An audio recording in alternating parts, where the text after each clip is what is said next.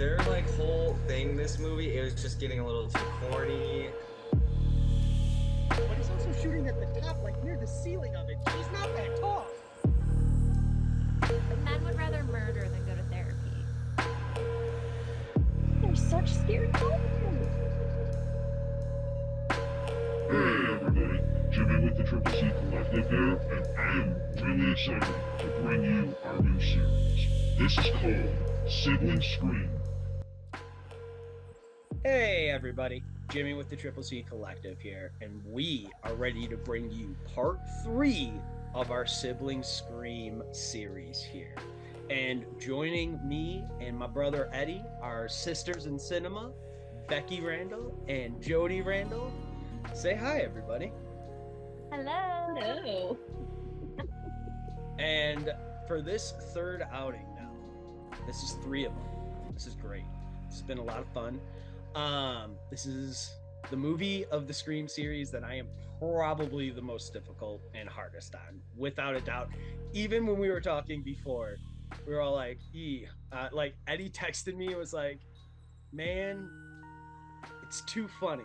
And I was like, save it for the pod. Save it for the pod. But like, so let's start with a little overview here. As I said, this was always the one that I was the hardest on. Jodi, what about you for the Scream? Let's call it for the end of the trilogy here, because that's basically what it was, to give context, until 2011 when we got the 4th one. So, and it was supposed to be too. Yeah, it was supposed to just end. And so for you, how do you feel about the 3rd one? I love it. I might like it better than 2. It's like rating children. I don't have children, so that's easy for me to say. Obviously, you don't rate children. If there were no more that came after it, I may be more disappointed in it as a final. As the final for the main purpose that you guys have already said, that it's a little too goofy sometimes, particularly in the final scenes. But I love it. I've always liked it. I love the new characters we meet. I'm sure we'll get into that, but it gets 2 thumbs up from me. Eddie. Yeah, I don't think I could feel more opposite, to be honest. It's not even like that I think it was my least favorite of the trilogy. I just don't like the movie in general, to be honest. Ooh, okay. Rough.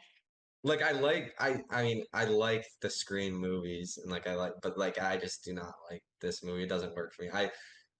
A lot of the comedy I didn't like. I didn't like almost any of the new characters. Oh. So it's like, yeah, this one wasn't for me. Becky. So I'm in between the 2. It's my least favorite of the trilogy, obviously, for the same reasons. I think they leaned way too heavily into the comedy of it. But because of my bias, I still do love it. I agree with my sister, and I do love the new characters. Like, we grew up with Jenny McCarthy, so obviously really great seeing her. And Parker Posey couldn't be a better comedic relief. I think I share the same sentiment with you, Jodi. Like, if this was the last of the Scream movies, it kind of would be a dud. Right. And yeah, like, my bias definitely comes through. Like, if this was a standalone movie, I probably would be like, it just doesn't hit the same way that the 1st and 2nd do. But it still has, very iconic fashion moments and bangs. Bangs. So bangs. Iconic bangs. Bangs galore. Like, holy cow. That's actually one of the funniest things, listening to like the commentary tracks and stuff of them doing with like Parker Posey's like hair and like her hair. I didn't notice it until I listened to the commentary track, but her hair when Gail first visits like the Woodsboro set and stuff, her hair is exactly with the streaks and the bangs and the exact same as Courtney Cox was in the first one. And I don't even think that like I paid attention to that clock that at all. First time like watching it, or like even the multiple times that I've watched it since. So that was one of those things where I was like, I appreciate that. Still doesn't make me love the movie, but I will say I am very tough on this movie, but there are moments that I do love, that I do think are like, holy cow. I don't know if it really fits in a Scream movie, but it's really sweet to see on screen. And we can get to the like house scene later. Um specifically saying that. But as you talked about it, Becky, like this movie doesn't come out right after Scream 2. There is a few year delay. Scream 2 comes out in 97. This movie doesn't come out until 2000. So they're shooting in 99. And in 99, there is a real life tragedy that changed the world.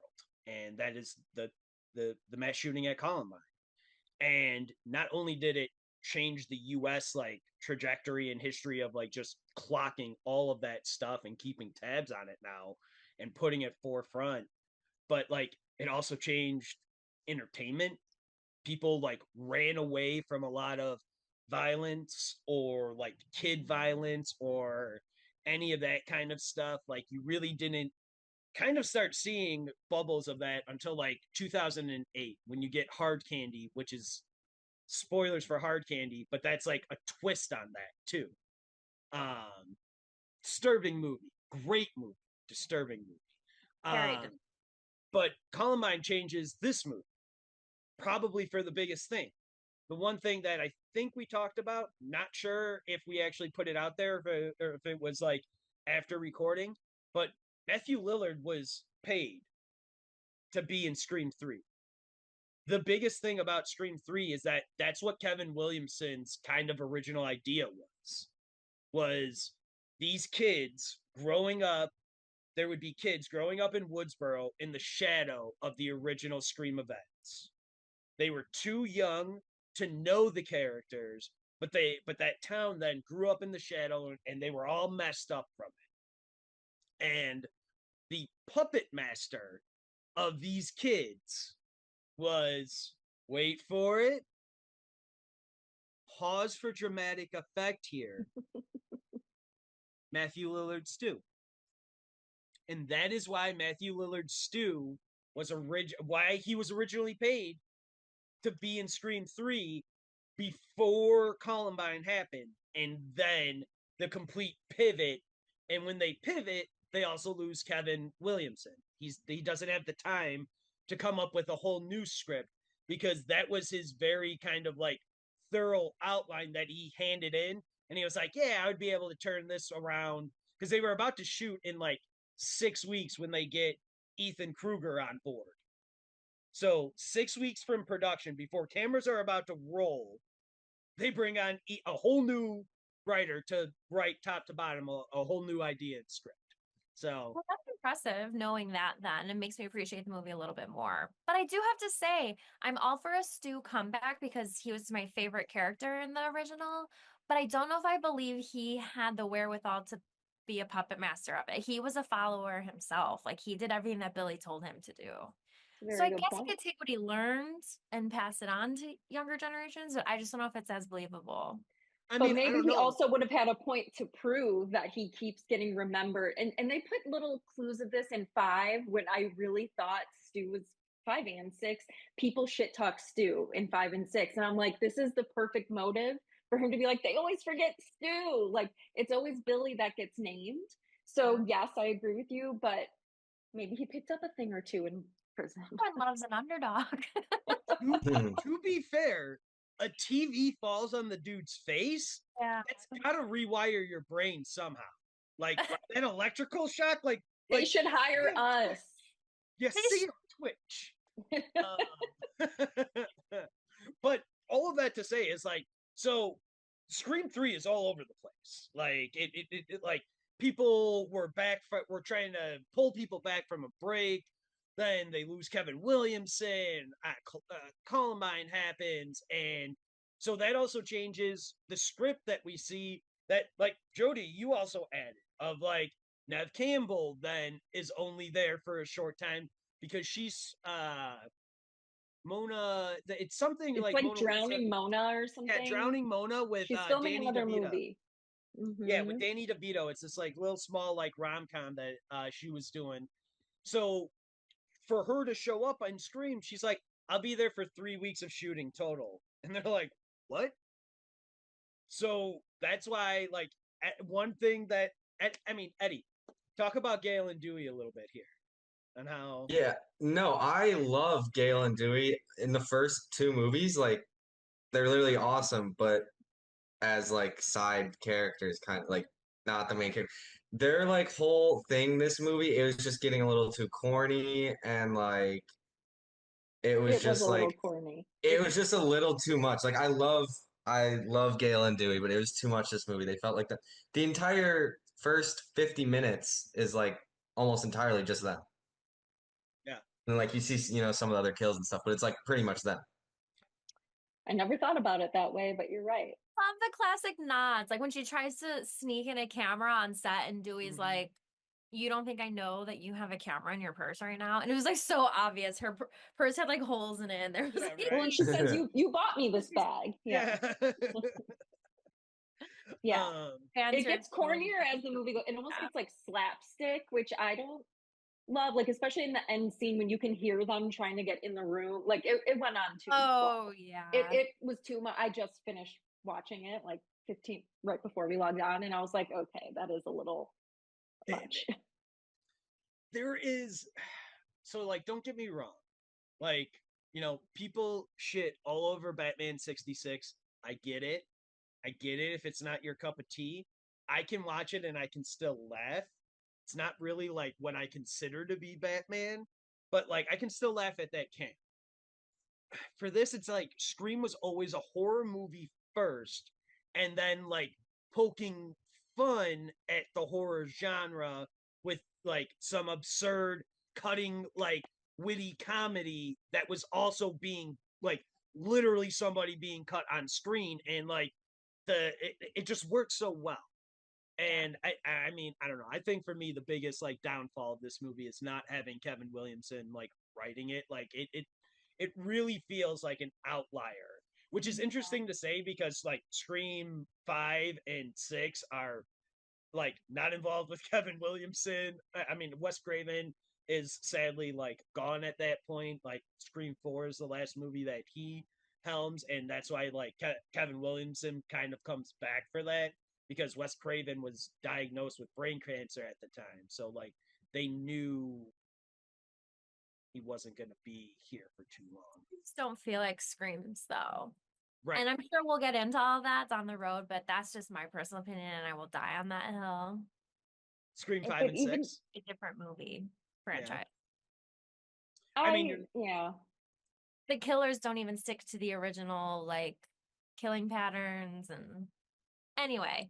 Well, for 7, I'm sure this will get cut, but for 7, Nev Campbell said she'd only come back if they went back to the spirit of the first one, because she said instead of focusing on big kills and gore, she wants to focus on the suspense and the horror. So we're gonna hopes for 7.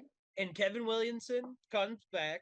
Kevin Williamson wrote the first, the second, the fourth, and now the 7th, and he's directing the 7th. It's the first time he's directing any of the Scream movies in like any capacity.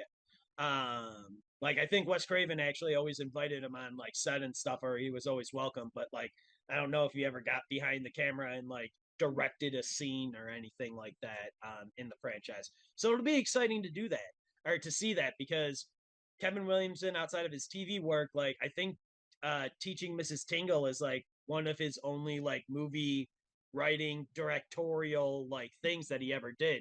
He wrote the script for Teaching Mrs. Tingle before Scream, and that was in development hell. And then like the Weinsteins were like, "We like Scream, come here," and like that's how his career like gets like taken off.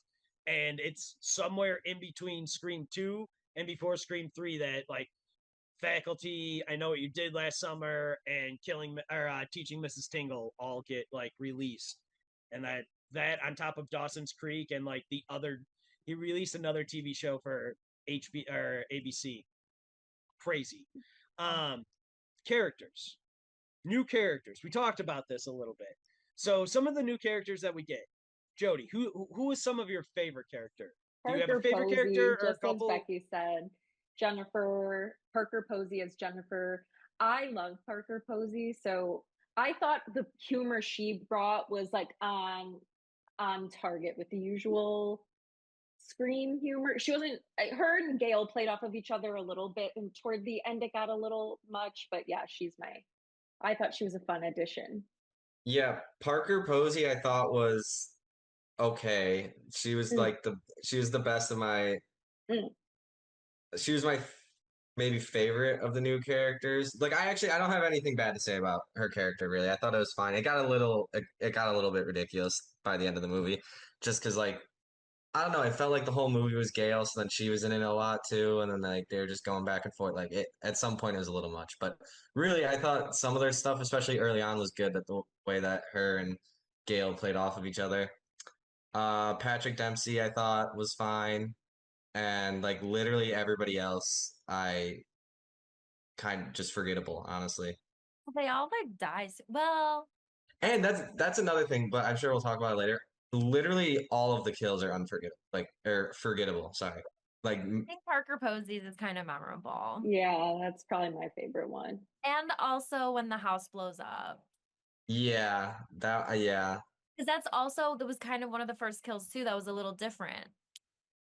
I remember being like, shocked by that because I And was the like, tension what? Yeah, that was building. So that okay.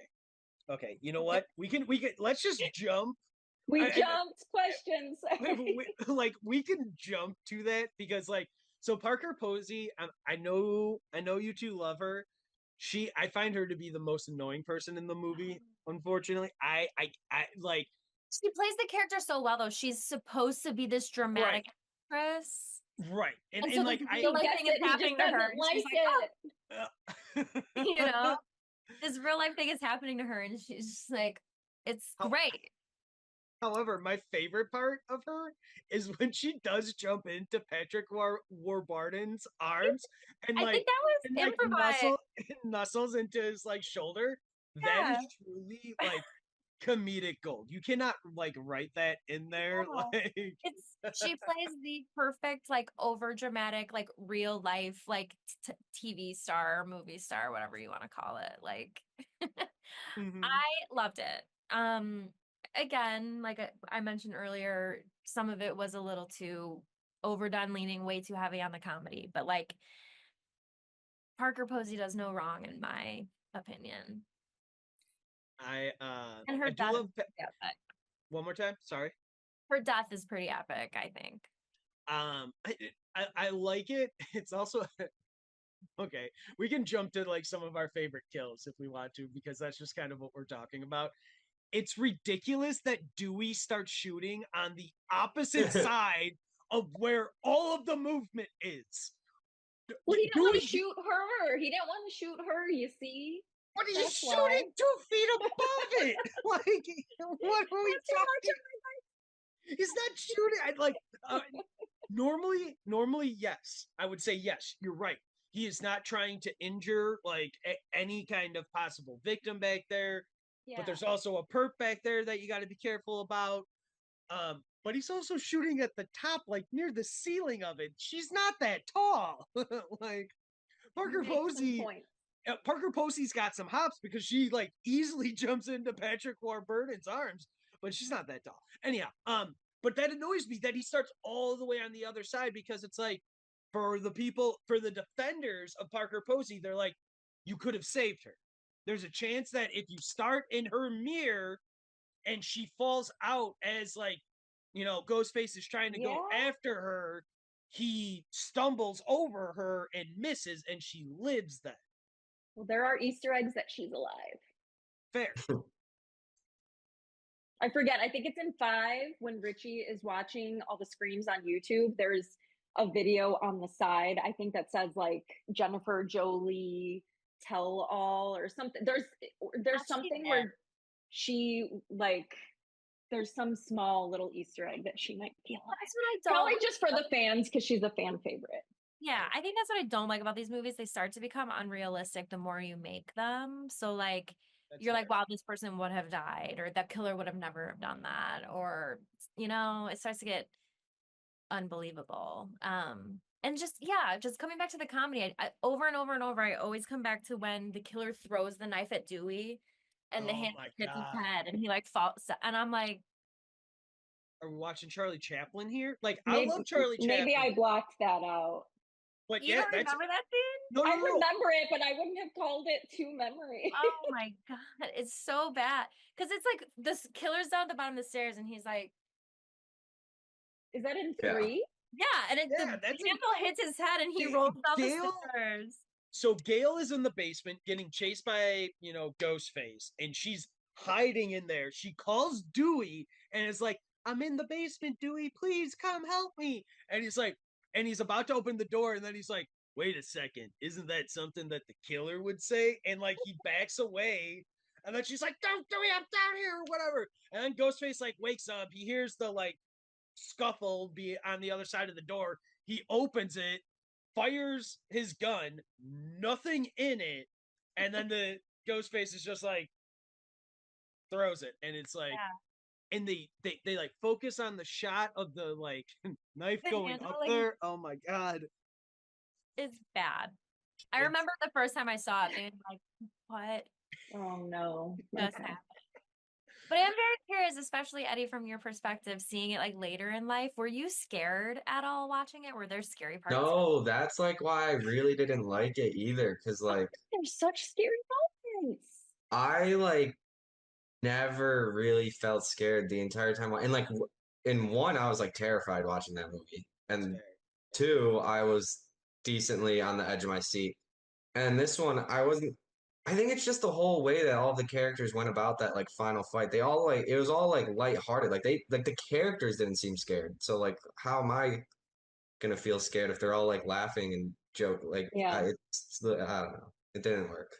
Yeah, it wasn't as scary. I do remember being scared at like the scenes with the mom, though. That's like because it's like the emotional, I don't know, it wasn't like jump scary, but that took a Her like slow deeper walking level in that of scene, I was like, and oh, her hell no. voice and that was like some psychological shit there. So that is the only scene that is truly written by, pause for dramatic effect, Wes Craven. He did it and he wrote it because he wanted the movie to be scarier. He wanted a little bit more edge to it. It was something that he, as he was making it, like noticed. He was like, the dude knows horror, and like when he watches enough dailies, he's like, okay, like I think we need to do a little something else here. And so that was something that like he kind of fought for. Not, I mean, it's Wes Craven. Nobody on the set or anything is gonna like fight him over it.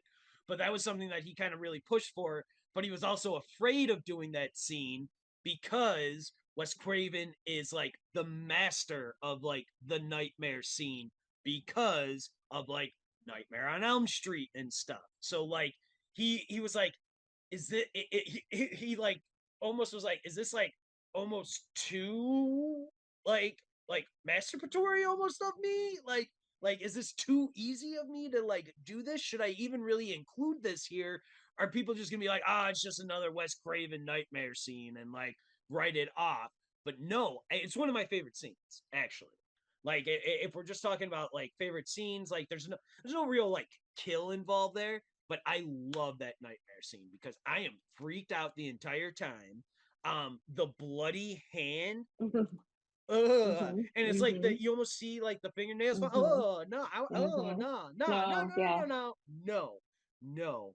Freaks me the fuck out. Yeah, Same. Yeah, no. The other scene I really love is that death of the blowing up of the house, the death by gas scene. I mean, I do have some questions here. Like they shut off the power, but then there's the green light.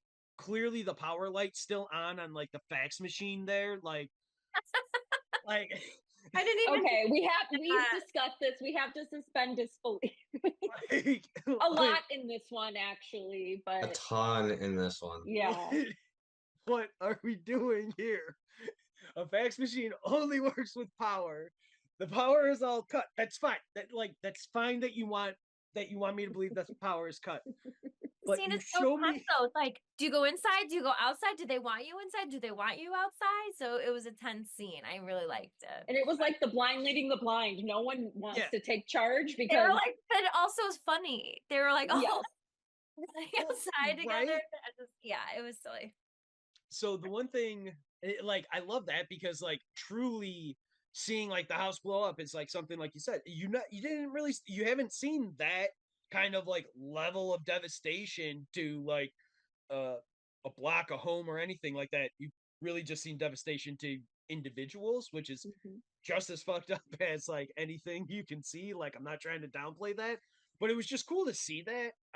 It was a completely different like kind of death that I don't really know if you had seen even in similar kind of other horror flicks like up at that time.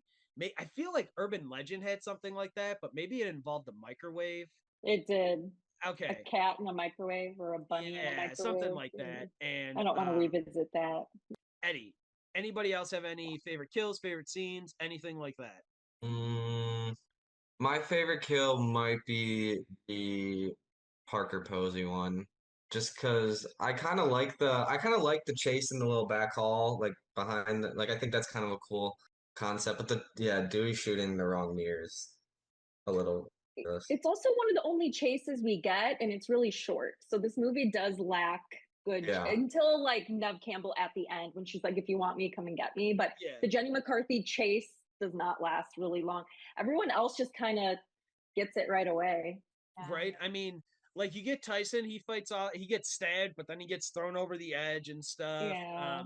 I mean, really, the only one who gets a semi decent like chase is Cotton Weary at the beginning, the opening. Oh yeah.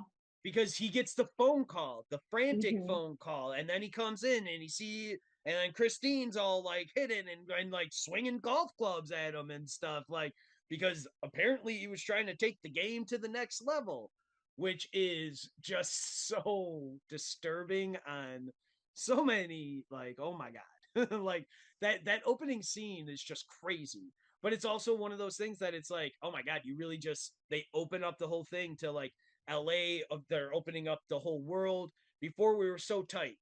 First one, just Woodsboro, just like, you know, this small little town, this little high school, you know. The second one, just Windsor College, you know, just this college, just this college town, this area right around it and stuff.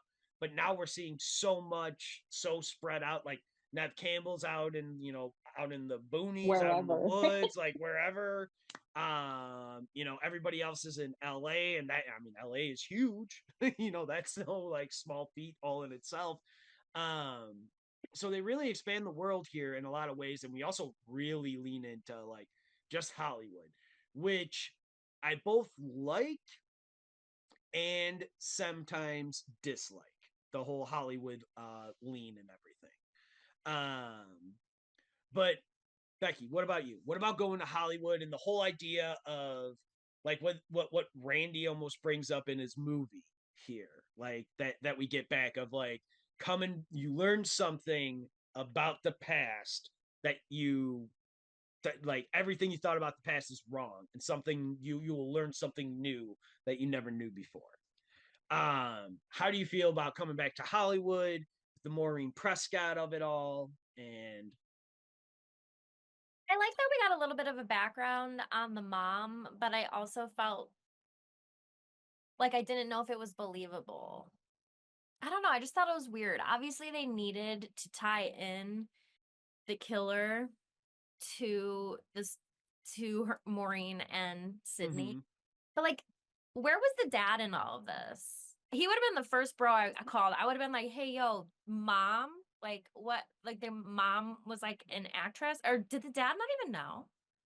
That's what's kind of implied, because she lived in like Maureen lived in Woodsboro her whole life, leaves for 2 years, comes back, and then 2 years later meets Sydney's dad. I think in theory, it's like a kind of a cool concept how like her mom had this whole double life that she didn't really know about, but I don't know. It's kind of cheesy to me. Mm-hmm. Eddie? I didn't really like the killer's motive, and I really didn't like the explanation of kind of like the movie and getting Billy's dad on camera, because I felt like that was almost trying to take away from like Billy and Stu's kind of like it that I didn't like that. Like Billy and Stu did it on their own. Like that's what I would have preferred. I don't like that they needed some like ignition to go and do it or something from That's a good this point. They random were character in the third movie. high schoolers, so it was like believable, but yeah, you're right. They kind of took away the power from like Billy and Stu. And Yeah, just the fact that they were crazy. Like, exactly. I agree. I agree. And this was not only like they not only had to scrap things after Columbine, but also there was supposed to be a second killer with Roman, or second killer. I don't know if we're supposed to reveal the killer yet. And so it definitely feels like it was maybe a last minute attempt to mirror what they were trying to do with Stu, bring it back to the beginning. But yeah, I agree. I even just rewatching it, I was like, nah, Billy was crazy as hell. Like he didn't need anyone Right. Yeah. Like pulling those strings. And like Sydney says to Roman after he gives his whole like motive, she says, "Do you know what the truth is? Like do you know why you kill people because you choose to. It's no one else's fault." So then we're also supposed to believe the opposite of that he convinced Billy and Stu to kill. I don't know. It doesn't track. It's messy. yeah. But also, Roman is kind of a boring character in general. So bored. Pops up and he's like an angry. Yeah. I don't know who he is. She's like, Yeah. He's he just has like, to oh, introduce everyone himself. like, forgot it was my birthday. Like, oh, my movie can't be made. Why? And I was just like, Okay, well, I mean, I feel bad for a guy I feel bad for somebody who can't get a movie made. Like, okay, sure. I'll feel bad for him about that. But otherwise, yes, Roman sucks. I mean, like it. If the implication that Rena Reynolds is his mom, then John Milton is his dad, right? That's why like he's so close with John Milton. That's why Milton keeps him Whoa. around and is willing to like fund his movies and stuff. Hey, was that? No, well, she got like gang raped, so I don't Right. think that's even possible to know who the Fair, dad fair, is. fair. Unless they fair. got a paternity test. I'm sure. I mean, again, I don't know. We get to decide because it just Right. goes off the rails. Well, he also mentions like Milton mentions that no charges were ever brought up too, like very offhandedly in that like scene in his office You're right. and whatnot. Yeah. So like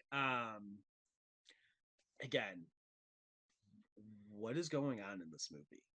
I just sometimes hate when they take like the original character and the original storyline and turn it into something completely different just because they have to come up with another storyline for a sequel. I think it's Yeah. kind of lame. That's just me keeping it real, but I still love this movie because it's in Scream. Well, like I said, my favorite kills are still the death by gas and like the Sydney nightmare with like her mother and stuff like like that nightmare scene is like truly creepy and like I love it. I don't dislike the Cotton Weary like opening kill. Like I actually really enjoy it. I enjoy that kind of tension that it brought. I actually like I remember watching like during the rewatch and stuff of this. I was like, man, this movie does open like kind of like it's all throwing you off because you're so big and wide in LA. You've got the like chase there, the cutting between the scenes and stuff. Like it does Also a a good returning character. yeah, also a returning Mhm. character. But if you've been paying attention, when you open a movie, you die. When you open a Scream movie, you die, which is Yeah. then adding the added like thing to it of being like, wait a second, like we've seen this guy come back as like this good guy and like being like almost like a hero in Scream 2. Like he definitely isn't a villain, and like he definitely is working with Sydney at the end, of Scream 2. So like for all intents and purposes, he's now become like pariah to hero in that sense, and like so we already have mixed feelings about him, and then like that opening just kind of balances that mixed feelings of like, wait a second, is he really there, what's going on, it's clearly got to be the killer and stuff like, but there's also the hint that like Christine's reaction that like he does play a game of him being Ghostface, which is fucked up. Because Yeah. her reactions are like her reaction is very clear that like that is something that they have done, and I am just like, dude, my guy, no, what? So again, the movie opens like, and then it just like kind of tries to make you laugh the way through a little bit. But I love what actually one of the things that you put into it, Jodi, was about well, who is the actress that plays Maureen Prescott? Oh, I don't remember her name. With disrespect. But like all those publicity shots of her are like her old, because she was a model, I guess, right? In the 70s or Yeah, something. they're real old photos Those of are her yeah. modeling. Yeah, That's fun. And so And like Carrie Fisher makes a cameo, and they're like, she does. and she's like, no, Carrie Fisher, even though it's very clearly Carrie Fisher. It's one of the best things in the world. I mean, Kevin Smith and Jason Mewes showing up as Jay and Silent Bob is amazing. Like I love that so much, because that's also why Wes Craven and Shannon Doherty show up in Jay and Silent Bob Strike Back in 2001, 1 year later. What? When Jay and Kevin are running through the sets in Jay and Silent Bob Strike Back, one of them is running through the Scream set. Wes Craven is sitting behind the director's chair. Shannon Doherty rips the mask off the ghost face and it's like, God damn it, Wes, a monkey? Come on, you're not even trying to do anything anymore. Why do I not remember this? And I don't remember that either. It's in Jay and Silent Bob Strike Back. It's one of my gotta rewatch. Like, it is like, but that all comes to the fact that Dimension released Scream, the Scream franchise. They released Jay and Silent Bob Strike Back. I mean, Kevin Smith had like a distribution deal with like the Weinsteins and stuff throughout the 90s and like early 2000s. But yeah, that's like like as soon like yeah, it's fun in theory seeing Jay and Silent Bob, but I was just thinking that too, and like as the movies go on and you undoubtedly get more celebrities that would like want to do cameos, does that make it lose some of its charm a little bit? Because you don't even really have big names in the second one that come in. So I mean, you have some like popular like teen stars or something, but like to get Carrie Fisher and I don't know, just a question. Yeah. No. It's definitely very interesting. Like for me, it's one of those things that like of the campiness and stuff of it, like seeing Jay and Silent Bob like show up and then Courtney Cox give him the finger, like I just laugh at that. What like, does he say? Me, she wants me. Yes. She totally wants me. He thinks she's Connie Chung. He says, "Hey Connie, how's Maury?" And then she gives him the finger. I love it. But again, it's like for me, I'm tough on this movie, so I do try and find like the things that I do like, because it's like it's really easy to like kind of be like, this movie is awful, and I will tell you every single reason why. But like we're also telling you like there is worth in watching this movie. Like this movie does have. This is not a good movie, but I think this movie has good moments, if I'm being honest. That's kind of the way that I truly describe this movie. And some people might argue that there's like even like good performances and stuff in there, and I don't disagree, but like I'm also shocked performance-wise with like Patrick Dempsey. He gets cast a day before shooting, and the stuff he starts shooting day one is everything in the police stations. Where he's just going back and forth monologuing with Courtney Cox, David Arquette. They just got back. Did you guys notice that? How dark and tan they are in that they first. Just got back from their honeymoon. Yeah, they just got back from their honeymoon like 3 days before they started shooting. And they're all tan. And they're super tan. And that's why like they try and shoot it in a way to like cast shadows on their face. But wait, who just got back from their honeymoon? Courtney Cox and David Arquette. Oh, really? Yeah, they were married by Scream 3. Like they had just gotten like married and come back from their honeymoon. So like, Yeah. So, well, that's part of the reason of like, I mean, we can get to that.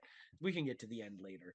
But that's like part of the reason of why they have the ending that they do as well. Because like, as much as like the Scream movies have been individualized, like there also been the background of like David Arquette and Courtney Cox's like real life relationship and stuff going through it, which has also been like crazy to like see all of that happen. Um, but so this plot, we got Cotton, we get introduced to Kincaid. I love Patrick Dempsey. He really is great in it. He gives like really him and Dewey going back and forth of like, is that a threat? You'll know when it's a threat. Was that a threat? It's like again, I know it's got we were talking about comedy and stuff, but it's like I like wordplay and dialogue and stuff like that. Like I like that kind of back and forth of things. Dewey's just And, silly. and well, yeah, he is. He's always been silly, yeah. Yeah, he's never been the smartest, you know, right. but And David Arquette. One thing that I didn't talk about at the top that I should have mentioned: Scary Movie is also released in July of 2000. So I also think, because David Arquette even talks about it, he's like he complained to Bob Weinstein once after the release, or like leading into the release of Scream 4, being like, everyone calls me Doofy. Like, it's like nobody's ever seen the movie. Thanks a lot, Bob. Like, why would you put out Scary Movie when we're doing Scream and stuff? And it's very true. I can only imagine that, like, he's also iconic. So sorry. yeah, no doubt. Like, Scary Movie is hilarious, but like that's my problem with Scream 3 is that Scary Movie is what Scream 3 almost tries to be. It seems like Scream 3 is trying to be like pure comedy and no horror. And whereas like they used to be two sides of the same coin almost. Like, you know, Scream was like a horror, but it was kind of funny, but because it was commentating on it. Whereas Scary Movie was just pure comedy through and through, and doing a new age version of like the Naked Gun kind of movies and the Airplane movies and the National Lampoons movies and stuff. Like this new idea of like new modern slapstick comedy, basically, you know, like take my strong hand, and like, no, I can toss my own salad and stuff, like all those funny like silly wordplay kind of things that like then you see David Cross like throw his legs up and shit, and like, oh my god, like everything is ridiculous in that movie. And It is.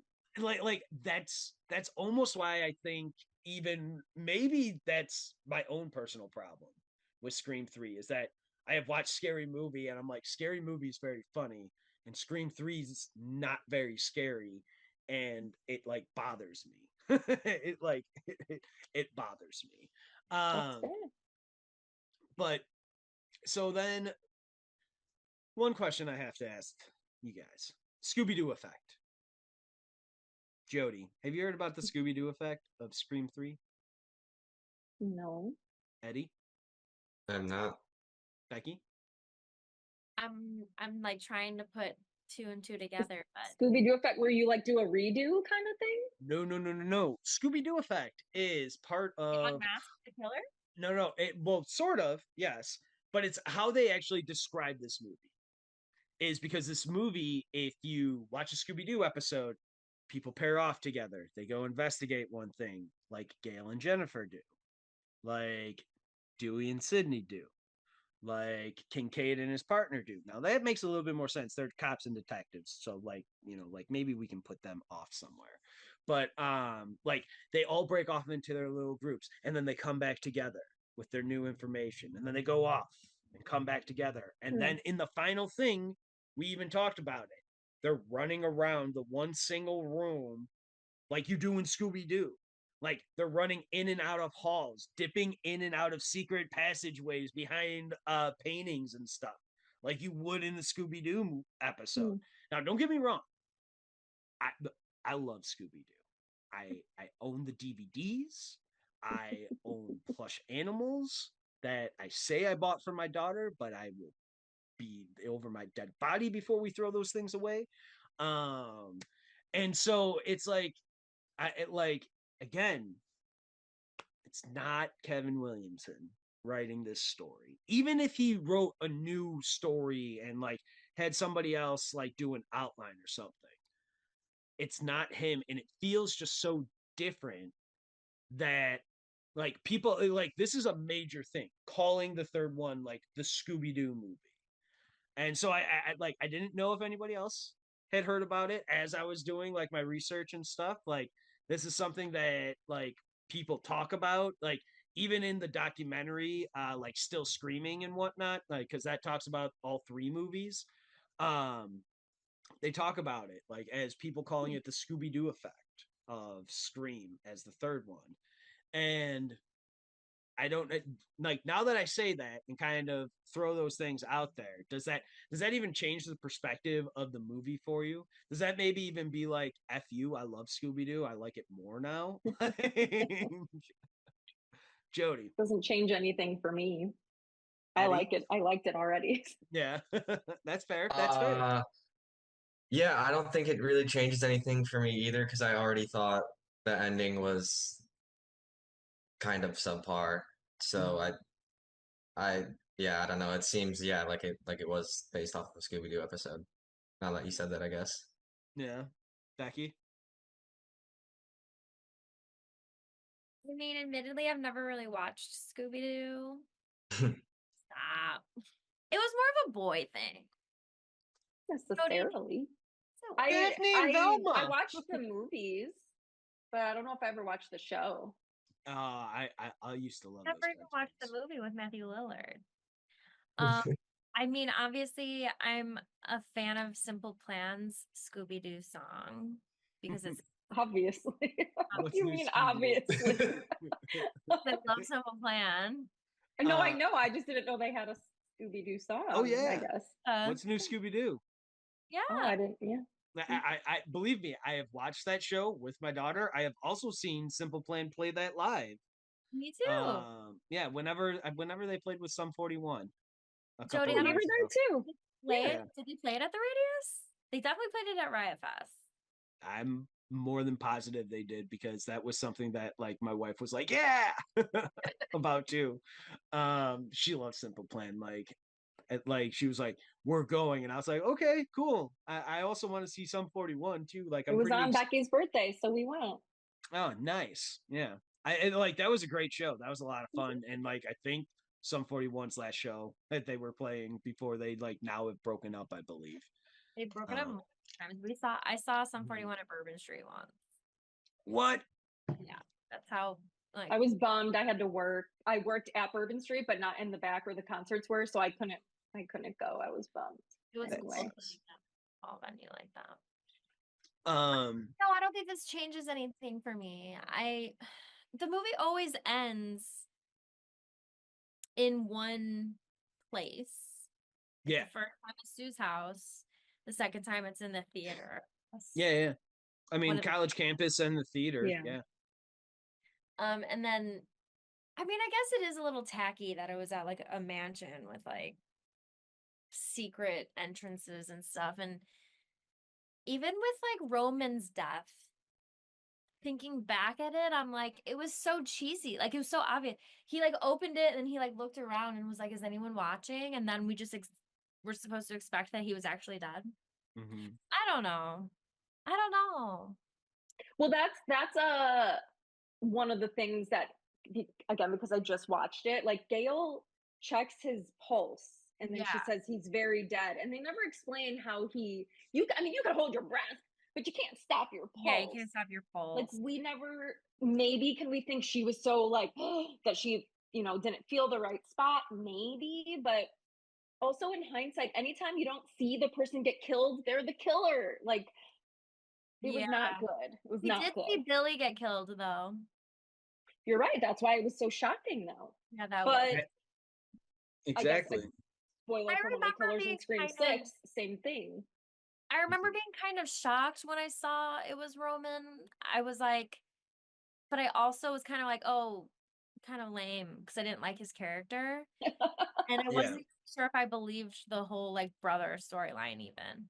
When he unmasked himself though, he was like Roman director. I Roman thought Bridger, director. that was funny. Director, brother. Mhm. Yeah, like, oh my god, he's the worst. Scott, you know what? Like, I shouldn't say that, but like, well, no, he's the worst brother in the world. There's like, if he is, whatever. Like, yeah, it's Just just call her and be like, "Hey, I'm your brother." Like, why do you right.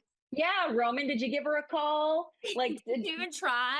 this is a little dramatic. Did you try therapy first? Maureen Right? did, Like, come on, therapy helps, man. Like, Maureen shit. did fund him, right? And that was the whole reason why. Oh yeah, Yes. that like Maureen was like, Rena died, and so like, Yeah. or like, I'm not. Sydney was the only child she claimed. Yeah, and all of that. But also, like, it was like a really traumatic experience for her. Yeah, no, I mean, like, I don't know how I would react. Men would rather murder than go to therapy. Yeah, it's like all these mom's boys. She's like navigating all these dudes that like have a mother wound. Like, Did Yeah. Mickey? come on now. No, I think Mickey was just crazy. Mickey didn't talk about his mom. But we Mhm. get the mom in too, so you know, it's Yeah, you're related. right. No, She's defending her precious innocent baby. yeah, Yes.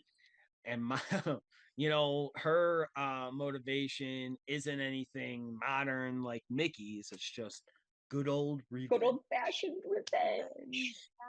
Mhm. See, Scream 2, man, good.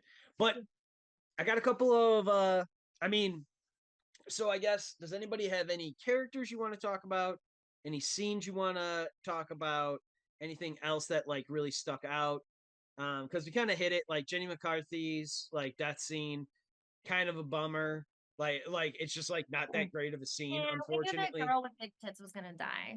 Even Yeah, But though it just wasn't a long, like, I think she says, I'm in 2 scenes and she's only in 2 scenes. It like mirrors what she says. Like, Yeah.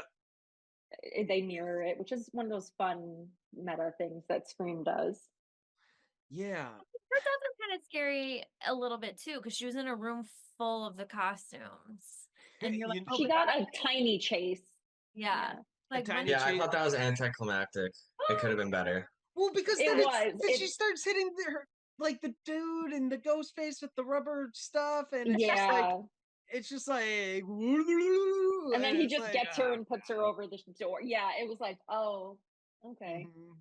Yeah, she's on the cart in there, like the lead up to like him to Ghostface stepping out is Mhm. kind of like tension building because you don't really know, is he there, is he not? Like you assume with that long line, yeah.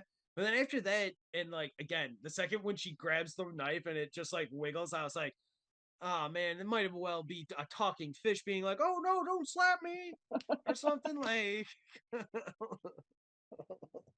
Can we Like, talk about? I feel like there are multiple times in this movie where you like Ghostface just like teleports.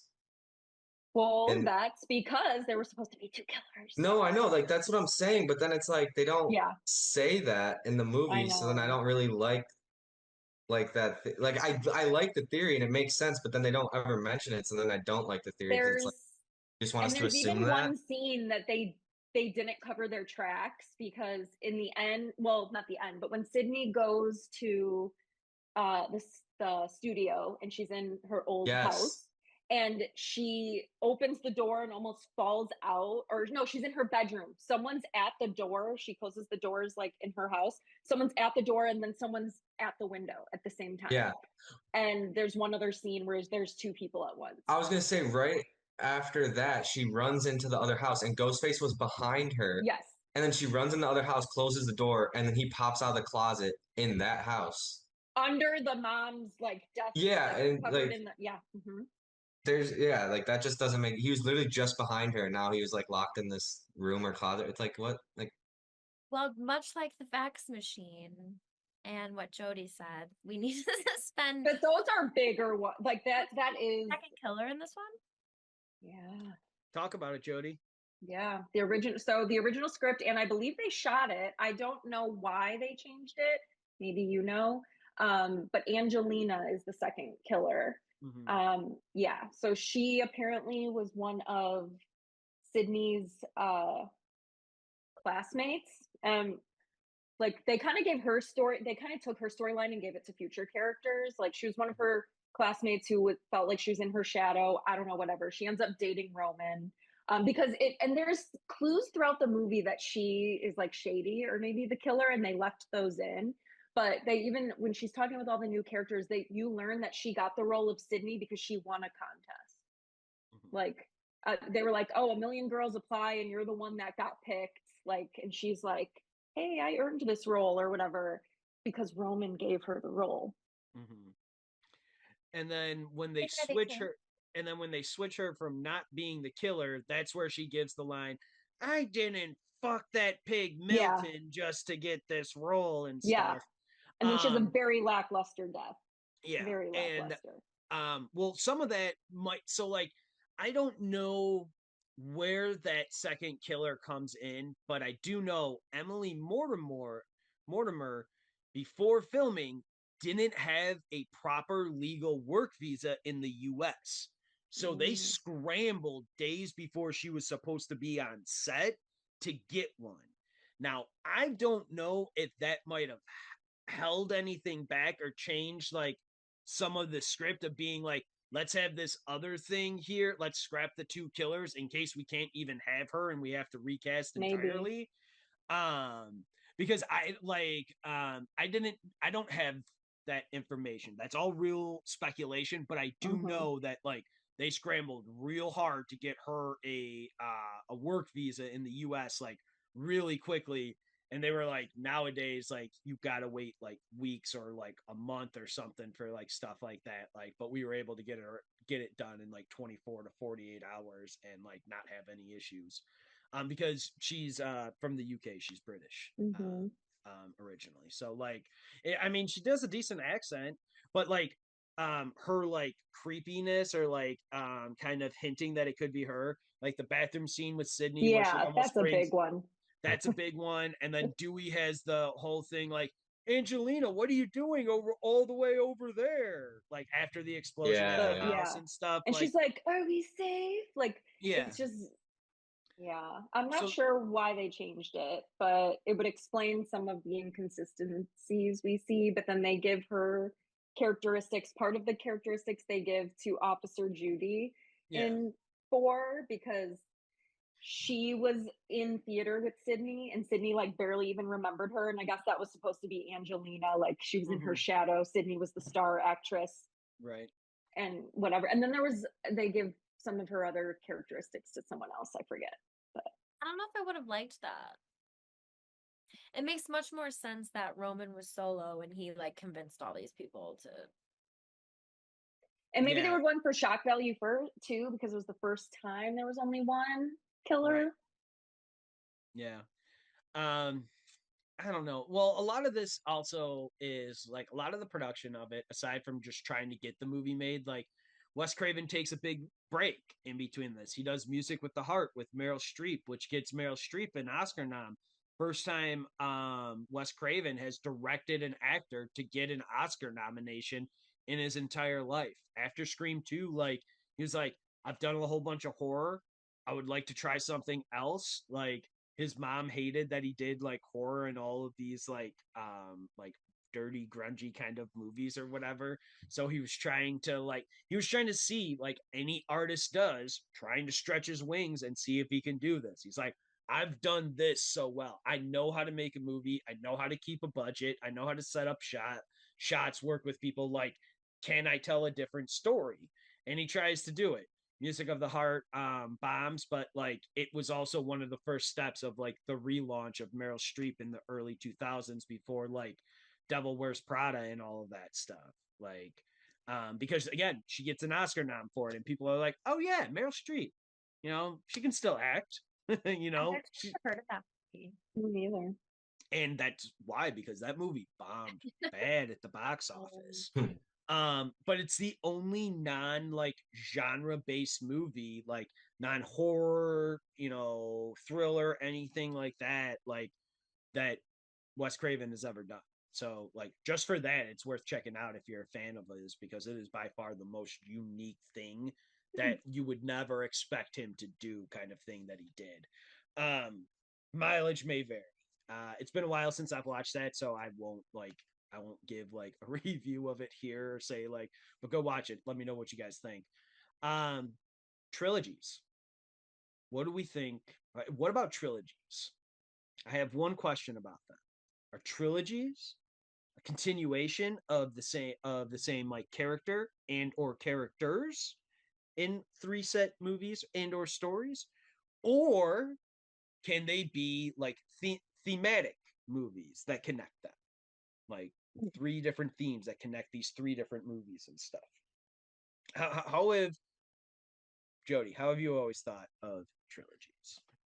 I don't know if I've really sat and thought about it, but I would say the former, like maybe a combination of characters and story, or like a world. I don't know about 3 separate things, but thematically being similar. I don't know. Okay. It's probably my thought. No. Very deep. Eddie.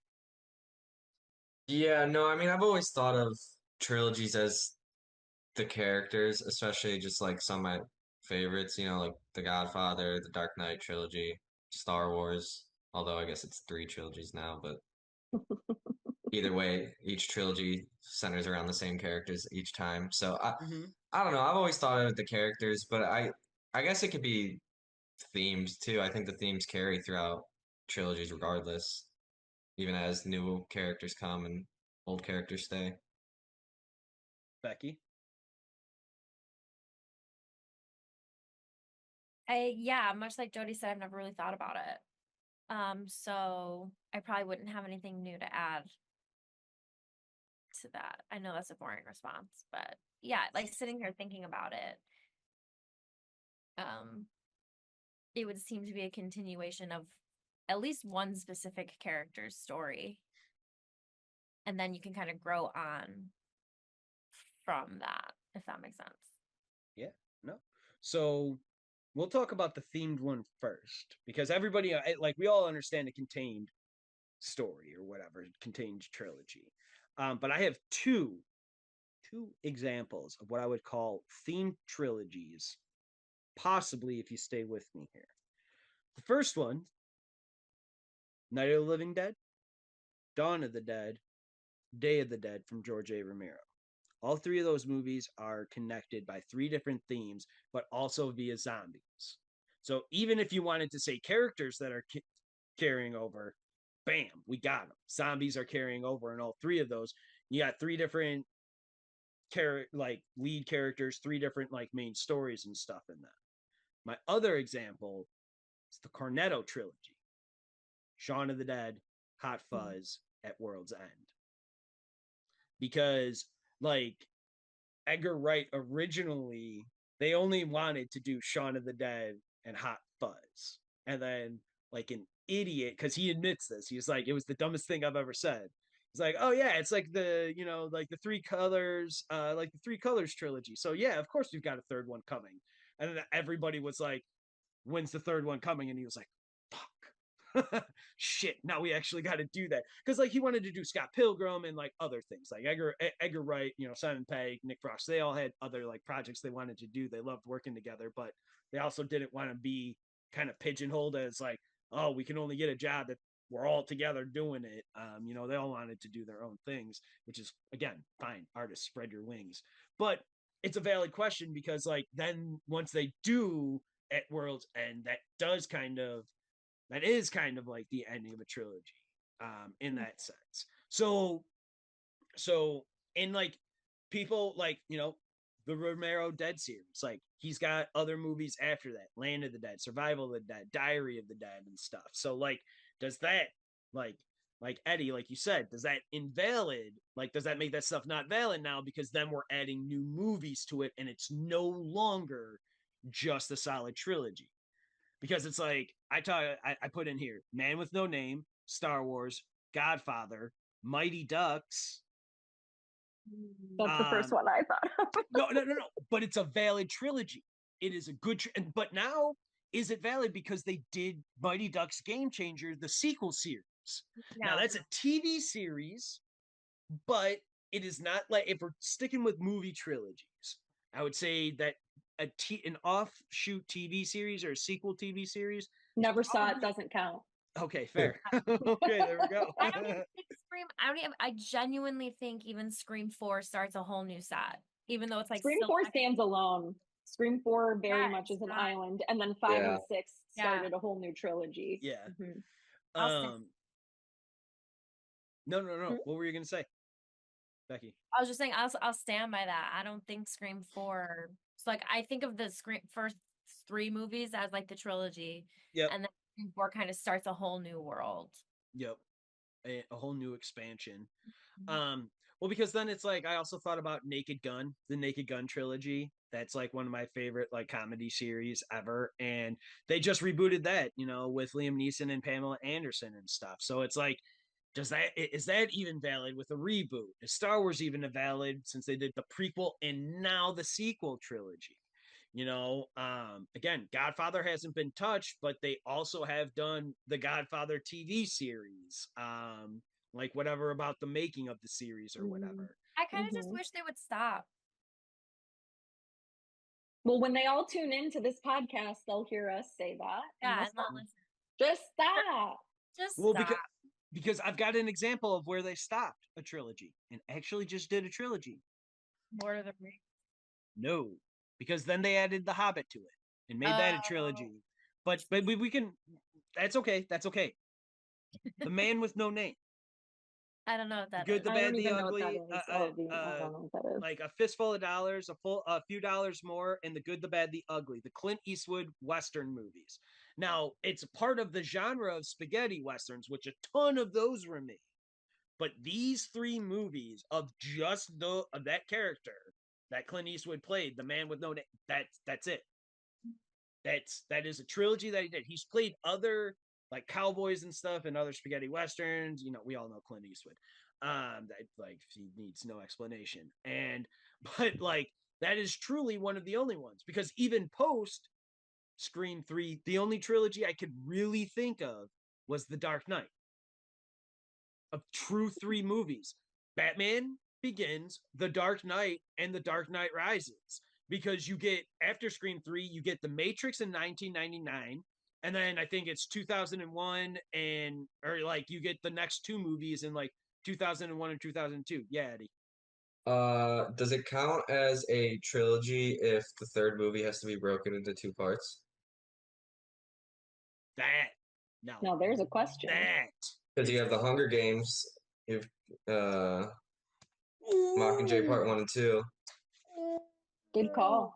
And The Hunger Games are some of my favorite like like multiple movies. Like I love The Hunger. Excellent. Love the books, love the movies. There's also The Maze Runner. Oh. Which I'm not tapped into The Maze Runner, to be honest. I haven't watched it. I don't know much about it, but I do know that it was a trilogy and a lot of people enjoyed it. I've only seen the first one. Me too. I've only seen the first one. Well, and then the lead actor during the making of the second one, or maybe even during the making of the third one, like almost died from like a leg injury. Like he broke his leg and I think it like cut like an artery or something. And then he had to get like crazy rehab. And then there was like a 2-day. Yeah, dude. He got crazy surgery or something. And it was like another year delay before they got back to that movie. And I just remember they released the third movie and people liked it because like they saw it on home video, but I don't think it did very well compared to like the other 2 movies in the box office at all. It was like one of those that like had kind of waited too long. And I don't know if they gave enough marketing because of that delay, but you're right. I also just want to point out that you said home video. Yes. Yes. I liked it. Like Blockbuster. It's so natural. I say things like that too. Yeah, like I'm also gonna be that girl that ruins this entire conversation and is like, do books count? Because I thought that when you brought up but they also created a prequel to Hunger Games. Ooh, yeah. Oh yeah. They have there's a prequel movie that came out now too, right? Yeah. Well, they're filming Songbirds and Snakes or whatever. Yeah, there's a ton of big names in that one. I feel like everyone's in that movie. A tale, like whatever, a tale of songbirds. Ballad of Songbirds. And then The Reaping or whatever. Excuse me. That's the new one. That's the one. Yes, Sunrise on the Reaping is the prequel. Mhm. Another prequel. It's I this. guess it's two. So The the prequel? salad or the Wow. salad of songbird. Wow, not the salad. The Ballad of Songbirds and Snakes is the first one in that prequel. The Yeah. Rapture one is the sequel to that first Yeah. prequel. Because they're It's doing a whole. Haymitch's backstory. Yeah. Oh, yes. Okay. Whereas the first one, I think, is President Snow's backstory. Yeah. I didn't see it. And you know what? It could have been a lot worse. You know what? I watched it. It's like 2 hours, like a 2 hour movie, maybe a little bit longer than that. Could have been a lot worse time. I didn't hate it when I was like in and out of it. Hunger Games just annoys me because those movies like cut the violence a little short, and like I get it, I understand, but like I've also watched Battle Royale, which is the exact same thing, just set in Japan or maybe it's Korea. But either way, and it's just kids on an island trying to survive, and like they, it's the exact same thing. Government sends them there. Last one wins, and you get to teach the next generation. And I just enjoy that movie way more. I find it to be a little bit more real, but whatever. I don't know. There was a lot more emotion in the Hunger Games books than there were in the movies. That's fair. That's I would almost guess. Usually how it goes. Yeah. Yeah, that's fair. But then the other thing I thought of, like trilogy post Scream 3, is like the Matrix, but that's also I don't even necessarily know if that's valid with Matrix Revelations or whatever, that just recently came out. So yeah, trilogies. Are they even a thing? Yeah. Like in this day and age, it's a real good question, because even things like Naked Gun, Star Wars, obviously we all know Star Wars has been just spun out into so much stuff. But Mighty Ducks, they even got a spin-off series. Like, I mean, Batman's always had comics and stuff, so that's always kind of done that like little thing. Like even Tim Burton, I guess if you want to call it, only had his 2 movies, and then Joe Schumacher also only had his 2 movies, but not a trilogy. Not a trilogy. I guess here we can move into almost some final thoughts, unless we have anything else about the roles, the plot, any of the kills, or legacy of trilogies. First off, Scream 3 and I just go so hard in the paint for each other for a myriad of reasons.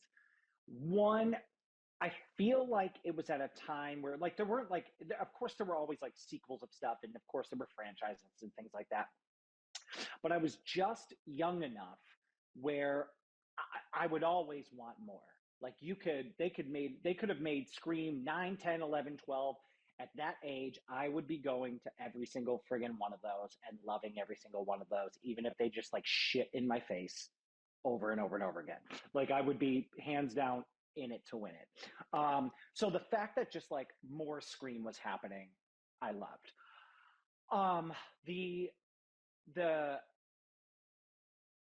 I love that it is probably the most different, or at the time it was the most different movie in the franchise. It was tonally the sort of like different, lighter almost take that they kind of went in. But I almost thought that was a breath of fresh air. Like Scream 1, Scream 2, just, my God, just love them completely. But having this kind of, I know it was a different writer, and I just remember like, oh my God, there's so much comedy. Like it's so, and then rewatching it for this, I was like, oh yeah, I love this because it was so funny, and not like, yeah, there was like cheesy funny moments, but I felt like there were moments where it just had this different fun kind of vibe, whereas like the other movies did have that just because of the new rules of the new slasher movie that they had set. They always had fun with that. But yeah, but and then thinking of it like this is the 3rd chapter. yeah, I think I read something where Kevin Williamson's talking about the new and upcoming Scream 7. He's like, let's not kid ourselves. We're at Scream 7. It becomes challenging after a while to like, how do you keep this going? What do you, do? And so I loved what Scream 3 did, given the fact that it had to be Scream 3, for better or for worse. Like it had to be that. So, all right, so let me get into it then. So, first of all, with Sidney Prescott's journey, I thought it was a great little take of like, okay, what would Sidney be doing after two fucking massive, essentially massacres that she's a part of? I love that she's literally out in the woods, and it's not like, and I thought they did a great job of it, because I feel like when you watch it, you feel like that's kind of baked in. Like she didn't just move in like 2 weeks ago. She didn't, it feels like she's been alone for a while. And she's got her dog there, and I needed more dog. I just always needed more dog. Uh-huh. But it just like she has made this choice that all of this terrible stuff is happening, and as opposed to sort of reckoning with it and coming to terms with it and trying to find a way to move on, she found like a bizarro world, not quite coming to terms with what happened, way to move on. And ultimately, by the end of the movie, she has to leave that bullshit behind in order to actually just like live her life. So I love that it kind of starts with Sidney in maybe not the best spot, maybe not handling things quite the way she should be, and by the end of it, she is sort of like freed from the confines that she set for herself, and also that were set upon her from these people who, yeah, previous trauma. Yeah. She like broke through the bonds of her trauma. And that is the whole, I feel like that arc, I feel like really, really worked. Perfect start with killing Cotton Weary. Fuck yeah. Right out of the gate, killing a legacy character. I love the direction they took him, because like, okay, so we're going to kill him right away. So we don't have another, because it'd be kind of hard to keep Cotton Weary in the mix. What is he just going to be kind of off to the side being like, yeah, we got to do something, guys? Or what? Like, why would he be there? And I thought that was a really good choice. He's the host of a show now, fucking like a Maury or something like that. I'm like, that's perfect. That's exactly what that character would be doing. And then we kill him right away, right at the top, to get it all moving and grooving. I thought that was um, a great way to start this movie. And I loved the voice changing, the new voice changing device that they had. Albeit, would that technology have been what it was then? Probably not. But now it probably would be. But I just love like when it's the woman's voice. She's like, "Now, what would your girlfriend say?" And he's like, "What makes you think I have a girlfriend?" He's like, "I know you do. I'm right outside." And I'm just like, that's so good and so cool. I thought Roger Jackson was just like peak. He's just like, oh, it was so good. And I thought that was a great way to introduce us back to Ghostface on the phone, like out of nowhere. We go, clink. I know you do, and just so good. But that's when we kind of start seeing how funny this movie is, and the one cop, Kincaid's partner, he's like the guy, the producer's like, there's no reason to think this has anything to do with our film, does it? And he's like, he was making a movie called Stab. He was stabbed. And then I'm just like, who is this guy? I love that. This is the scene where you come with us. Here we go. Parker Posey is a fucking goddess. And it might be my one big issue with the film, with the whole movie. So Parker's character, perfection. Her energy, delivery, her fucking crazy Parker Posiness of it all was perfect. I literally know several Jennifer Jolies, Judy Jurgensterns. I know so many of these women, and it was perfect. It was exactly that character. And just just her, like Parker Posey in a fucking slasher movie. Like Parker Posey's slasher movie. That's exactly what it would be. Everything she did performance-wise was perfect. The issue I had with it is when we get to Act 3 and we get to the house. And I have several issues with that whole sequence, but they did her dirty. I think they did her dirty. I think they killed her.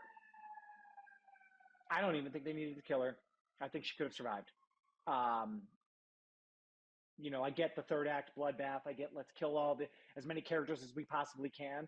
But I thought if you're going to kill her, then there had to be some sort of better way. And also, quick question: who killed her, the killer or Dewey with the shot? Because he's shooting that mirror. He's going bop, bop, bop. Gets to her mirror, shoots. That breaks the mirror, and she falls through. I guarantee when you go to that coroner's report, there's a bullet right through her gut. I guarantee it. Did Dewey kill Jennifer? And then Parker's like, she asked you out, and you said, or he asked you out, and she said no. He's like, it's nothing to do with it. I thought that was great.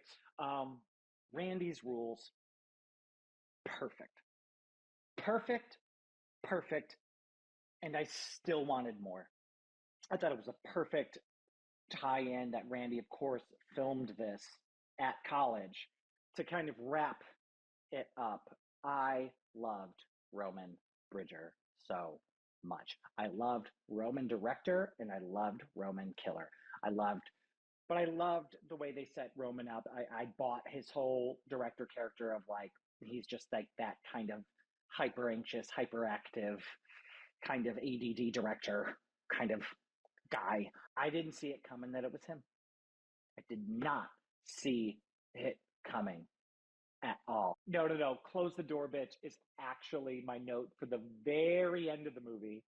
When, yes, we get that moment of like the door kind of swings open and she's like, and she like leaves it open because she's like not scared anymore. But I'm like, no, close the door, bitch. You're in the middle of the woods. A raccoon, bugs, there's popcorn. Like, they're going to come. What about a bear? You're in the woods. A fucking bear. That gate's not going to stop, Mother Nature. And also just like, there's leaves blowing around. It looks like a windy day. You're going to have to sweep up that kitchen. All that dust getting on your cutlery and stuff like that. What the fuck are you doing? The shout out that we get to see Randy, even though it's very unrealistic, it was nice to see him. I think agree. they saw how upset we all were, the collective upset of what happened in 2, and it was just nice to see him. It's believable to me though, even though you think it was kind of far-fetched. Like, he seems like the type of person that would have been prepared for something like that. Fair enough, yeah. I have an easier time believing that Randy would do that. I do think it is a little far-fetched, but it's not like you're showing me like Jerry O'Connell's character doing it. Like, who wouldn't have done that? Yeah. Like, it's not even like Mickey recording Randy saying that or anything. Like, now that would be wild sauce. That would have been so funny. Like Randy going, hey Mickey, I just need you to be the cameraman for this. Just like hit play for me or hit record for me and just stand there. Okay. And then like slowly like making fun of him as he goes wrong. Your rules suck. I love Timothy Oliphant. He's just like so crazy as Mickey. Like, he is. Didn't see it coming, did ya? Like, lives rent free in my mind all day. That's another thing. Roman didn't have any like quotable moments, any memorable moments. Like, no. He's pretty vanilla as far as the killers go. Except for the whole sucks. director part that I pointed out. Right. I mean, one of my favorite lines is Patrick Dempsey's partner, who's like, now this is the scene where you come with us to the police station to answer some questions and stuff. Like, I do like that because he like the guy plays it like very well. But yeah, so final thoughts on Scream 3 here. I am really tough on it because it is too much of a comedy. I've said that this whole entire recording is too much of a comedy for a series that always put horror first, and that's what annoys me about it. And that's the thing that I think is like the biggest detractor. Now, we talked about the Scooby-Doo effect. Anybody have anything else on the Scooby-Doo effect? Well, you didn't really touch on your thoughts on the Scooby-Doo effect, so Okay. Absolutely. I think it does, as much as I do love Scooby-Doo, I think it really does. It was probably something, it wasn't anything I thought of when I first watched it. I just noticed like the pairings off and stuff, which is something, to be fair, Scream has always done to lead you to believe that there are two killers. It is something that they've always done in their movies. Like when people are going off, there's usually a pair. They definitely do it a lot in the second movie to try and really throw you off on who is what. That's why you see people always off in like twos, and then if they're off in threes, one breaks off, and then you only got two left and stuff. Um, so for that, it never really registered Scooby Doo to me until that name got brought to me, and then I was like, damn it, it is Scooby Doo, because like they've got the back where like this the whole third act is just is the final act of a Scooby Doo cartoon. Like it really is. They've got the behind the painting secret passages. They've got the wacky mirrors where people on the other side can see them all bouncing around in there. And but it's like soundproof, but it's like the 60s, but it's like a medieval thing. So like that's a Scooby-Doo usual thing. This Scream 3 is like obviously modern times, but like they'll see those kind of mirrors in Scooby-Doo in like a freaking castle. Like, like Yeah. so it's like it's mixed. It is the outrageousness mixed with the silliness that I think ultimately gives people the lead in of Scooby-Doo effect. And I believe that, yes, it does have a very big Scooby-Doo effect to it. Which is very interesting because I do love Scooby-Doo and I love mysteries. Like I love noir like movies and like books and stuff like that. And like, so like I love a good murder mystery or something like that. Again, something that Scream started as, that they kind of lose that mystery aspect in it because they're going a little bonkers and like having people run in and out of rooms and behind passageways and having people do 360 around the room being like, I think they're down this hallway. No, they're not. They're over here. I'm over here. And it's just like, you're an idiot. I'm an idiot. Like, are we watching the Grinch here? What's going on now? Like,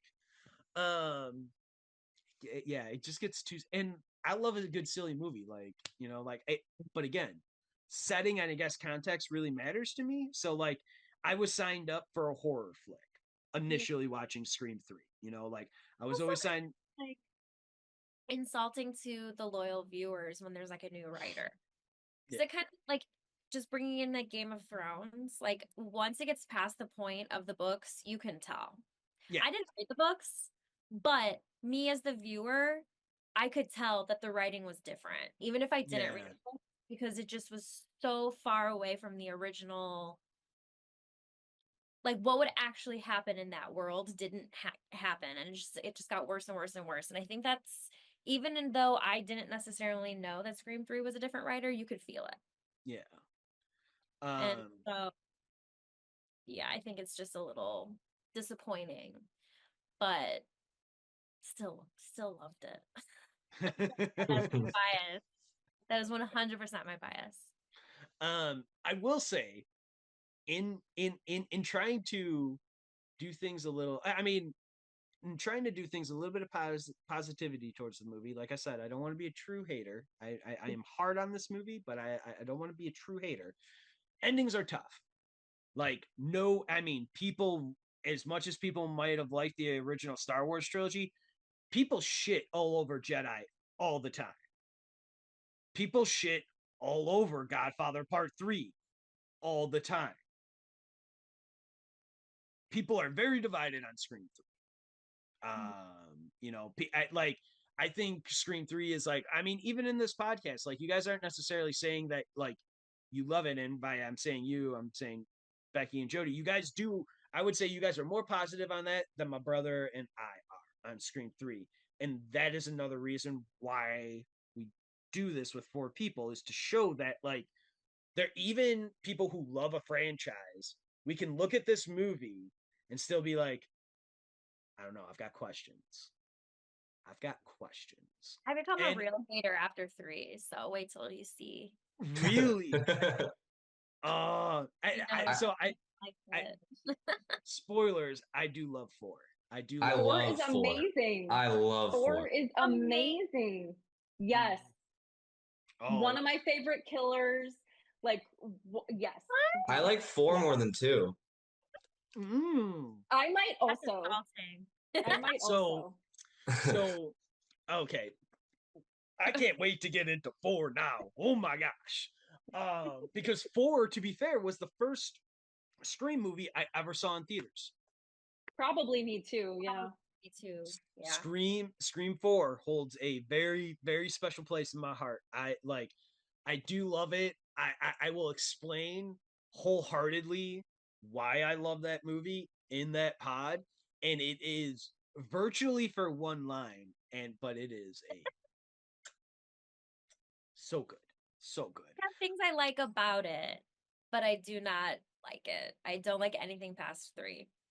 Big hater. We'll get into it. That's crazy. I like 5, I think, too, Yeah. kind of. Not like as much, but I like them it. all. I like them all. But 6 is my least favorite. I was gonna say I don't really like 6. 5 I liked. 6 and 3 were the toughest watches for me by far, but I like 1, 2, 4, and 5 a lot. I'm a big fan of those. But again, positive trying to do this. It's tough to end a trilogy. Yes. It's tough to end any kind of franchise because inherently you don't want it to end. You always want to find out, even if it's just like Sydney, what is going on with her in her life. You always just want to find out more. So it's always tough to like end a series and leave everybody alive, or end a series and have everybody be dead. Especially in the money-making capitalist like media that like entertainment is, like nobody's gonna let anything die or Yeah. be rested. I mean, look at comic books. Halloween. Yeah, nobody stays dead in a comic book. They always come back. Everybody comes back. But having the half brother come back, what did you guys feel about that? Like that part of this story coming back and getting all of that in. Good, bad, indifferent. I didn't like it. It wasn't necessarily fair because it wasn't something that we could predict because we didn't know it existed. It doesn't have to be fair. It doesn't. It says what? It says who? I am a therapist, so I think the edge that it gave, like that emotional, it lined up with everything they were doing with the flashback, or the nightmare that Sydney was having and him using her voice. Like it created this like very eerie, very creepy, like almost like a psychological horror element to it that I enjoy. And as cheesy as it is, I do think it's a powerful moment when he's dying and he grabs her hand and they're just like looking at each other. I thought that was a pretty poignant moment. Still had to die though. Right? He had to die. There was no question. I'm not trying to say he needed to live or anything. I like the idea. I'm indifferent about it because I like the idea that it is a half brother, and I do love that like them clasping together because they've both been traumatized in different ways from their mother and their mother's actions. And in that moment of him dying and like Sydney living, like they're bonded by that, by like the almost the sins of their parents and stuff, which is actually kind of like a really heavy metaphorical kind of thing if you want to kind of put that on that and think about it in that way, which maybe I'm giving Scream 3 too much credit here. That may not have been an intention of them at all, but it is something that like I do think about, and I do like that moment.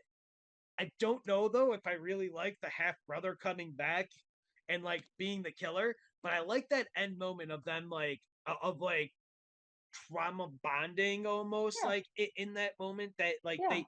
they each get their own sense of healing, despite Sydney just being like, you like to kill people like 3 minutes earlier.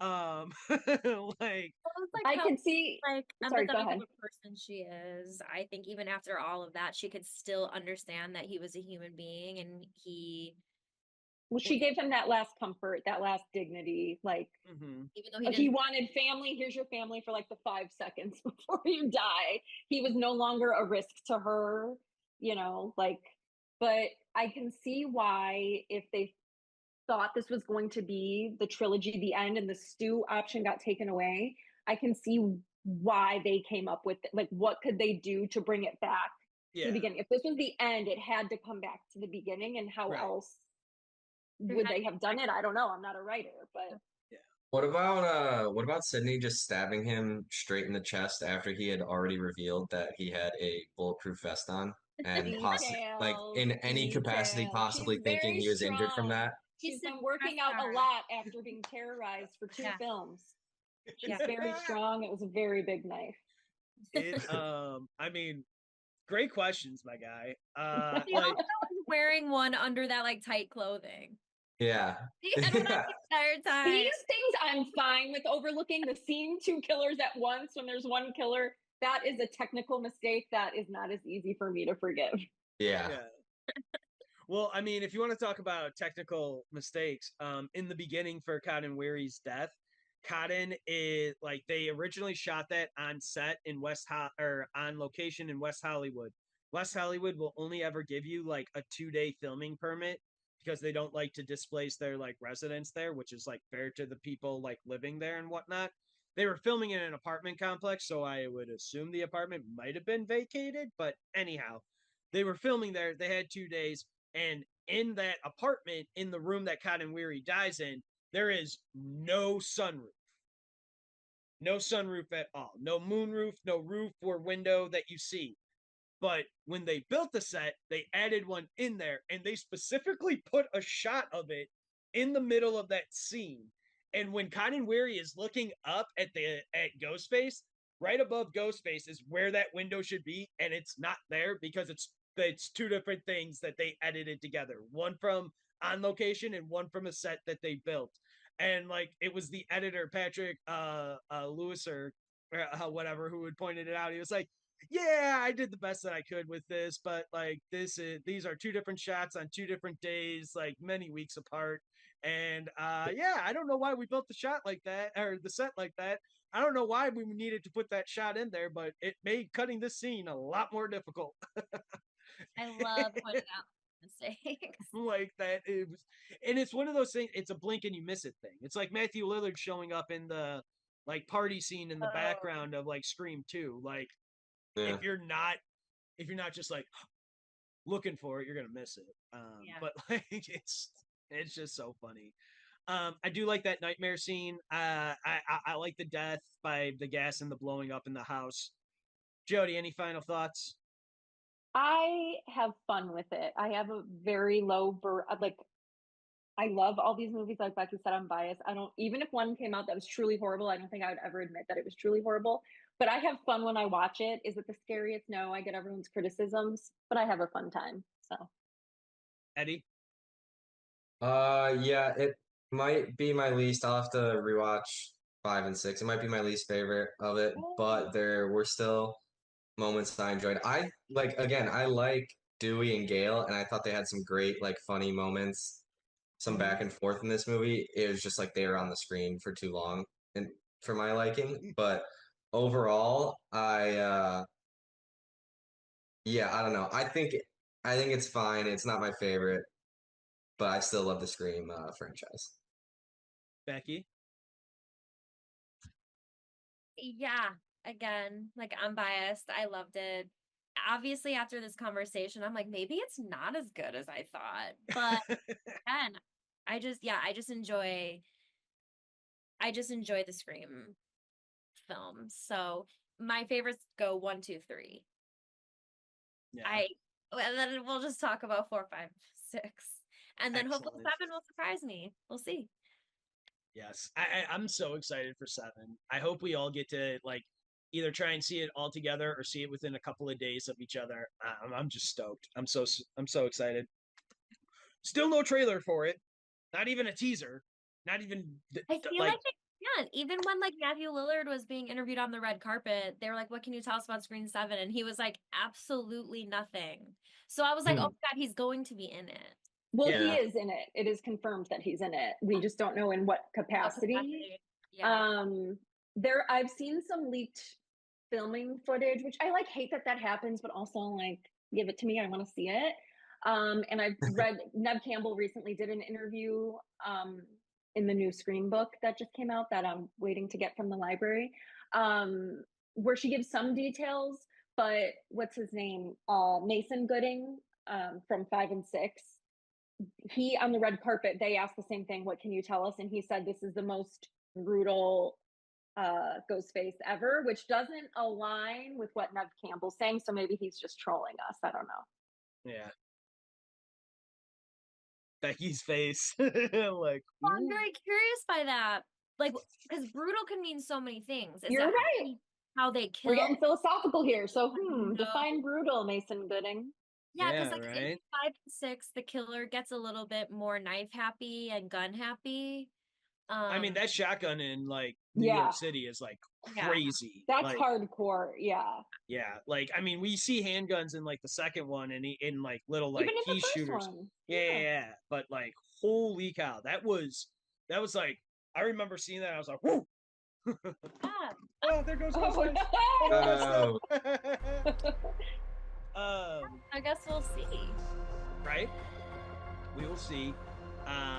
But I think I will say though, one thing I'll say for 7 that I'm not looking forward to, they replaced Patrick Dempsey with Joel McHale. Yeah, why did they even do like why? Just make the character non-existent then. Like what they're just very different actors. Nothing against Joel McHale. They're just very different actors. They really are. Joel McHale was so good in that one cheesy horror film though, as the killer. Oh my God. The Thanksgiving? No, was it the Christmas one? Wasn't it Black Friday? Was it that one? I don't know. Where Joel McHale was the killer. Oh, was that the like remake in the 2000s or the recent one? I think it might be Black Friday. It was a recent one where this girl keeps reliving the same thing, and she's supposed to like help her community. Oh, yeah, is it like Happy? Or the Christmas one? What's is this? It Happy Death Day or whatever? Happy Death Day? No, it's not Happy Death Day. It's with what's his face? Oh my God, what's his name? It's a play on the Scrooge movie, isn't it? It's a Wonderful Knife. Yeah, I think it's. I said Black Friday. Well, in this movie, there's like 2 different versions of the killers. Like one is it is. Like, it's a Wonderful Knife. I confirmed with IMDb. Yeah, if you've never seen it, you should watch it. It's cheesy and great. Well, Becky's already spoiled it for you. Sorry. So. Well, no, because there's like 2 different scenarios, so that's one of the I ruined it. But anyway, final thoughts on Scream 3. I will just say, no matter how bad these movies get, the one thing we all can say is we will watch it. Oh yeah, for Sign sure. me up. Definitely. Yeah. Sign me up. I'll be there opening weekend every time. Jodi, I want to thank you for joining us. Say bye. Bye. See you next time. Eddie. See you, everyone. Becky. Can't wait to talk shit about Scream 4. No. And so Scream 4 will be dropping sometime in October. Once we get a little bit closer to that, we'll be able to drop out some days on that. But I am JimmE with the Triple C Collective. I want to thank you all for joining us. We hope you stay safe. Please like and subscribe to our video and to our channel. And we'll be right back.